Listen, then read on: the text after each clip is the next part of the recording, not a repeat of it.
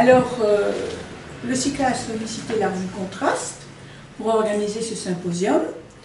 Contraste, c'est la revue de l'année CAMS, le sous-titre étant Enfance et handicap. C'est une revue qui publie 2 numéros par an, ce qui n'est pas beaucoup, mais ce sont de véritables petits livres sur un thème donné.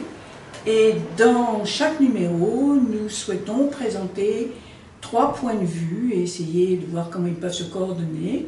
C'est-à-dire d'une part le point de vue de spécialistes de la question, puisque ce sont des numéros à thème. D'autre part le point de vue de professionnels qui travaillent sur le terrain.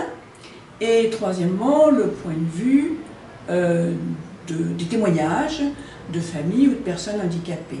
Bon, cette revue, elle s'adresse principalement, prioritairement aux personnes qui travaillent dans le domaine de l'action médico-sociale, mais c'est une revue qui touche aussi un public plus large, et en particulier universitaire, et en particulier des étudiants en psychologie.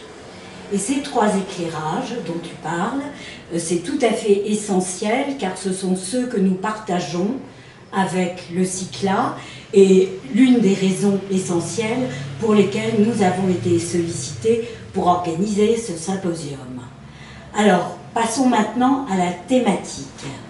Alors, la thématique du symposium, c'est donc la génétique, et ce que nous souhaitons vous présenter, c'est la façon dont la question se pose dans les CAMS, dans les centres d'action médico-sociale précoce, donc généralement autour de la recherche du diagnostic, comment ça se passe avant, comment ça se prépare dans le CAMS, comment ensuite le diagnostic va avoir lieu, va être posé dans un service hospitalier, et ensuite comment le CAMS va reprendre les choses avec la famille concernée.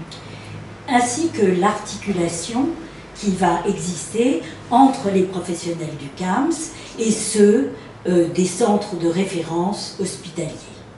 Voilà, donc nous aurons 4 participants, d'une part 2 médecins qui sont toutes les 2 neuropédiatres. Elles sont toutes les 2 neuropédiatres. Celle qui travaille dans le CAMS, celle qui travaille dans le service hospitalier référent, ensuite représentant de la famille, et enfin un professionnel du CAMS qui travaille au quotidien, enfin hebdomadairement, avec l'enfant concerné, orthophoniste, kinésithérapeute, voilà. Et on essayera de dégager à la fois les points d'achoppement et aussi tout ce qui permet de co-construire une prise en charge autour de ces questions liées à la génétique, parce que ça c'est tout à fait essentiel, c'est-à-dire c'est la dimension génétique que nous allons aborder, après celles, comme le disent les familles, qui sont celles de l'identification de la maladie et ensuite du handicap.